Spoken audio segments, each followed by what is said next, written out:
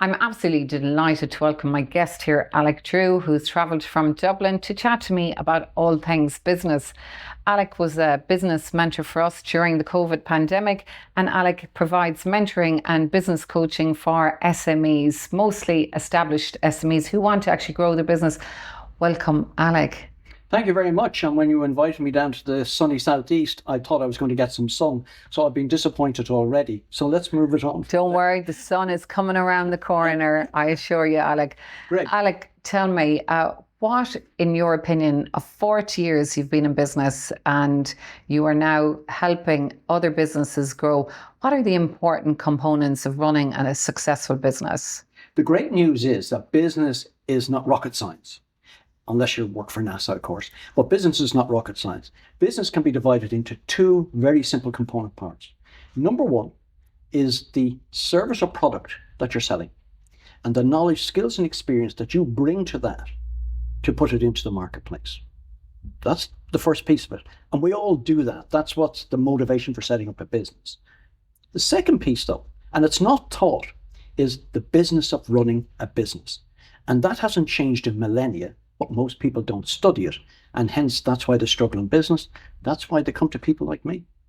Yeah, and let's face it, I suppose as someone who's in business 27 years, it takes a long time to sharpen the saw, and every day is a learning day. But what I have found is actually having mentors has often helped us expedite our growth. And I suppose also it's like a business therapist, really, isn't it?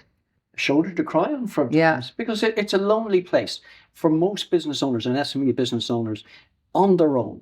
They can't take the problems home. Some of them do, unfortunately, but their partners at home are not tuned into what's happened during the day. And it's unfair sometimes to do that, but they are sitting on their own, no help, nobody to give them feedback on.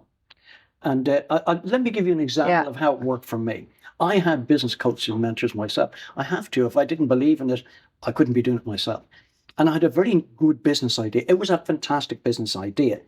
And I brought it to this panel of mentors. And it was a bit like Dragon's Den, but I knew them all well. They were experienced business people.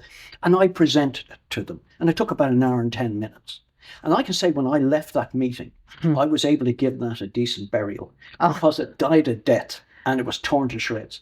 But at least I was able to move on with my life rather than flog a dead horse for the next 3 to 5 years. And probably saved you a lot of money and torture and hardship, which is actually often, I think, the businesses you're saved from are a blessing in disguise, aren't they? You never know what you're going to find in mine.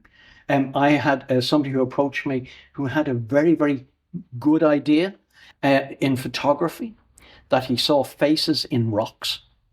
And he could point them out to you, but he was afraid somebody would steal his idea. So he never took the business any further. And there's a lesson here. If you want to set up a business and nobody's doing it, there's one or two things happening here. You have a brilliant idea, or you have an idea that people have looked at and it's a dog. So you have to ask yourself that question. And if you're worried about people copying your idea, hallelujah, you're on the right track to making money. Very good. Alec, tell me, in terms of the problems you've seen in businesses, what are the things you're seeing over and over, the same issues? We spoke about one earlier that you think is really something that people need to really hone in on. There's the time issue. And one of the most common, I have a couple of different ones, but let's just talk about time.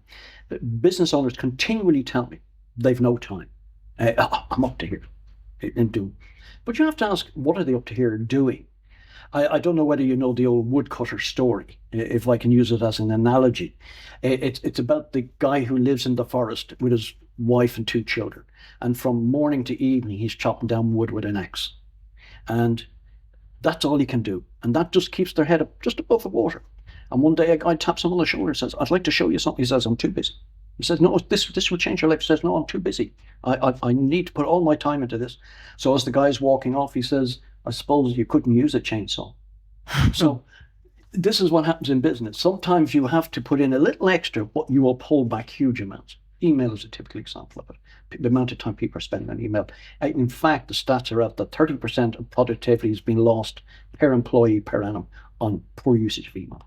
Oh, I couldn't agree with you more. When we looked at our processes and implemented some technology, we quit email, for example, or software system Fixflow for maintenance reporting. So now people just upload their issue and we can reply automatically. All the stakeholders involved, the contractors, the landlord, the agent, accounts, all have access to the information and it's in real time, and that's what people need, self-service platforms. It's about technology. And the other one, which we did talk about earlier, was about accountants. My goodness me. They're a mixed bag. And for most businesses starting off, they have what I call a legacy accountant, or even worse still, a family member who's an accountant, because they instinctively take them in because I'll save some money. And what it turns out, it's a nightmare because they don't save money. And I generally find that when I'm working with businesses, it's the first major change that is often required. Get that accountant out and get somebody in, because number one, it usually costs about half the price and you get twice the service.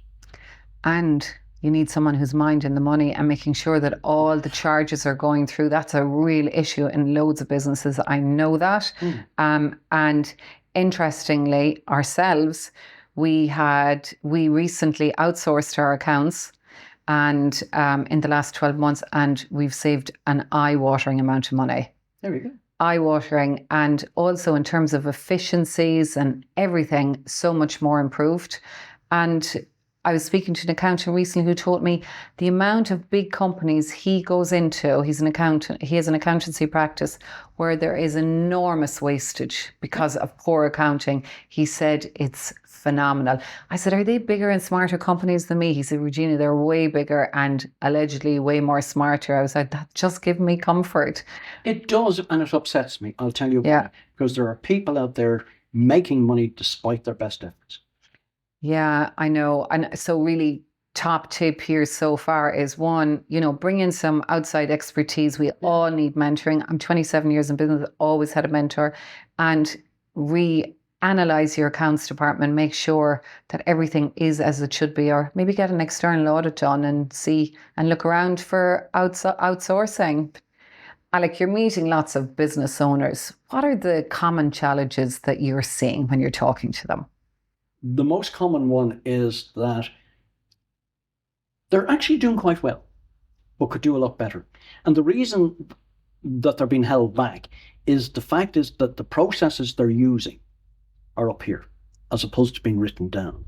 And you might say, well, that's fine, they're able to run the business, but it's not. It's only when the processes are mapped out and you start examining them in detail, now you have an opportunity to say, well, why are we doing that? And actually, we're missing a step here. And when you do that, you have the ability now to maybe every 6 months go through the various processes, which I'll explain to you in a second, but to go through all of the processes, read them, and get your team around it to look at, and just fine tune them. And that's where you drive the extra margins in business, because you're now constantly fine tuning your business. When it's up here, you can probably run it on a daily basis. Well, it's not the best way. And the processes start, for example, let me give you a sales process very quickly. The sales process starts from a lead coming in. So what happens with that lead? What do you do with it? Is it warm? Is it cold? How do we communicate with that person? Where's the next phase of that where we go and meet them to discover what their needs are? We don't go and sell them something. They're not interested in being sold something, not in this day and age. So what do we discover? How do we then craft a proposal that's 80% more likely to get across the line than trying to sell them something? But let me give you the final piece of this. And I'd ask business owners, particularly those who are selling more high-ticket items, do you go to your client at the end and say you're my client here, Regina, and I say to you, Regina, just in relation to that project we did for you, what did we do well? What could we have done better? Hopefully you'll give me some feedback. Number 2 of that, who do you know just like yourself that would be interested in the sort of service we have that you've experienced? And number 3, I'd very much appreciate a testimonial if you wouldn't mind giving. And that wraps up the sales. Absolutely, it's so important. And you don't get that testimonial unless you ask for it. No, and sometimes you have to write them. I'm proud to say that we have 954 Google reviews, number 1 reviewed agent in Ireland. And, that is about service, and social proof is so, so important. Yes. Really, really important. And processes and systems and investing in technology. And you mentioned earlier, Alec, owners are so caught up in the doing that they're not, I suppose, maybe working on strategy and planning and maybe spending enough time working on the business. They're working in the business. And interesting enough, in terms of the processes, we had got a lean grant. All right. And we did the whole lean process. And it's extraordinary. What I learned is that by mapping everything out, actually on yellow stickies on the wall with this consultant, you probably do the same. We were repeating things because not everybody knew what everybody was doing. Yes. And then there was a whole heap of steps happening that shouldn't have been happening. Yeah. And huge portions of waste. And even recently, by actually us changing our phone to an answering machine and directing people to the right department, has probably improved the efficiencies on the phone by 30%. It's unbelievable when you take that time to have those conversations. And what people don't tend to realize is the value of them. I don't have time to put down the processes. But if you put down the processes, it would allow you as a business owner, and presuming you have a certain scale, I can now go on holidays and relax. Of course. And back in my day when I had that sort of business going, I was able to go away for 2 weeks without being bothered. But isn't this like our own personal health? It's our business health and our personal health. It's a bit like, I don't have time to do the process. I don't have time to go for a walk or go to the gym. But then it catches up with you in a few years as you get old and your health and your body gives up. Well, funny enough, for those who don't have the time to go to the gym or go for a walk or look after their mental health, they have the time to watch television, eat bags of crisps and go to bed late. So it's not prioritized. Exactly. Yeah. You have to look after yourself. You know, as a body is a machine. As somebody who's entering into their latter part of their lives, I can tell you, the old machine starts giving up. No, but we have to maintain our health to stay well. Mentally, you need it. For sure. And that's about managing time much better. I was talking to a client of mine, and he was getting in about 120 emails a day. Now, you can just imagine. He was just... I showed him a way of culling that completely without losing the value of what was happening. Go on, give us a tip. Give us a tip. Okay, the tip is very simple. Yeah, I should be charging for this, you know. I'll tell you what it is. The tip is simple. Look at the emails coming into you. Number one is do. It's for me. I need to do it. Number two is, it's coming to me, but it should be delegated. Now, don't do it because by the time I tell them, no. Make sure it's passed on and tell the person who sent it, by the way, Pauline is looking after that. Please don't send me any more unless they're from me. And number three is cull it. Kill it off altogether because it's not for you. And we got his emails down to what? We got his emails down to about 25 a day of ones of value. And also auto replies are a great thing with information on it on who to contact so that you don't have to reply to everybody, I think anyway. You should. This is one of the things that you see. Technology has transformed itself since sort of, if you take the iPhone technology it's about 12 years old now. The world has changed, and for the first time ever, science, communication, and technology came together in ways we had never seen before, in ways that actually most people are struggling with, and in ways we've yet to see. AI is a good example of all of that. So how do you manage that? Because if you look at the pace of life is changing and everybody's very fast. So they don't even have time to stop and put rules around, like something as simple as email. Email is no more than a letter from the past, but it's now email. But a couple of things are happening. There's an expectation that I want to reply now. No, you manage that expectation. I better answer that email now. No, I'll schedule it in as part of my day. And whether you do that at lunchtime and in the evening time, they can wait, you know, unless you're kind of... It probably depends on your business, but I think it's really who are the emails going to. They're more than likely going to the wrong person if you're getting 120 emails. That would be my thoughts on it, you know, and it's about your process and your system. Yeah, but don't get caught up in feeling you have to respond now to it. You're right. Yeah, unless you're a heart surgeon. I'm waiting for that. No, you're absolutely right. I had somebody who was inquiring about a house and he sent 3 emails over the space of a Sunday night and a bank holiday Monday. And the third one was at 7 o'clock on the Tuesday morning. You know, I've sent 3 emails and I didn't reply. I just thought they were actually rude. Now, I often would reply at the weekend, but they were like, you know, and it could wait and I was busy. But like, people need to have a little bit of respect as well. But the process, and as you said, we shouldn't feel that urgency, because if we're replying to that stuff all the time, we're missing out on the important stuff as well, aren't we? And another top tip for you that comes from email and mobile phones. Don't get me going on mobile phones, we'd be here all day, but let's just stick with email for a minute. That if you're working on a proposal or maybe a tender document or something that requires you to be in the moment for maybe half an hour, 40 minutes, if you're disturbed by email or that phone and have to do something for 2 minutes, it can take up to 23 minutes for your mindset to get back in. Imagine that twice a day. That's nearly an hour of your time wasted. The flow is gone. Flow's Totally.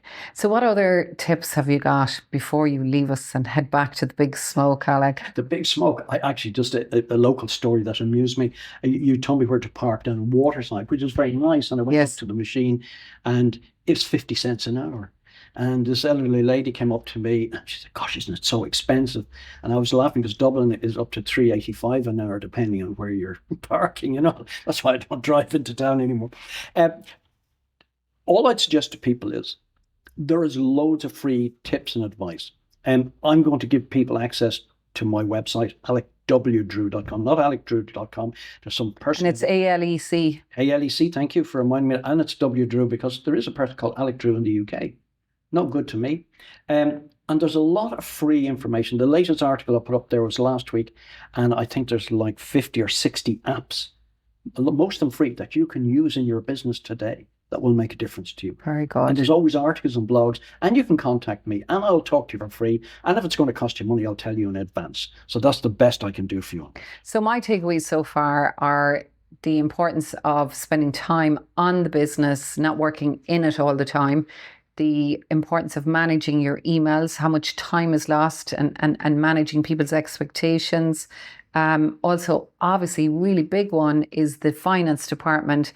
Get an outside person to look at it and see, is there other options for you, and is everything running as it should be? Use experts where they make sense.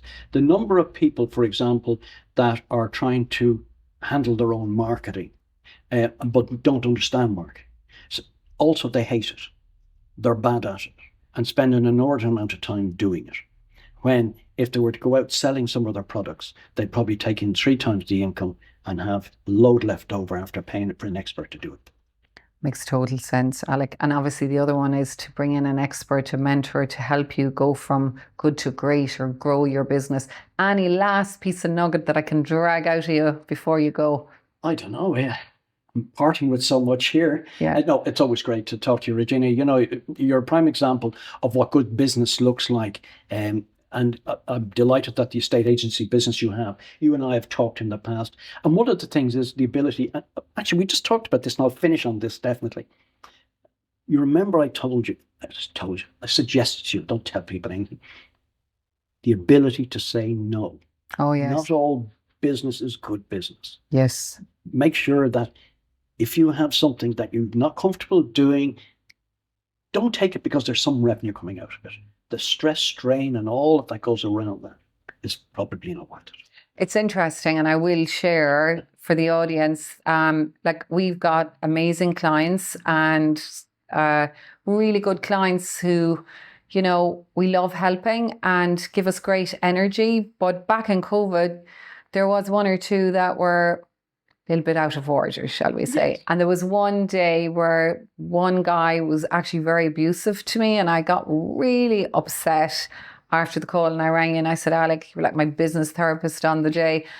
And he said, well, you don't need this. And I resigned that afternoon, and the relief I got, and it was block management. We were managing buildings, and look, ultimately, it just wasn't the right fit for us, and we moved away from managing blocks and we concentrate on the main thing. And the main thing for us is renting properties, managing the properties, the individual properties themselves, and selling properties.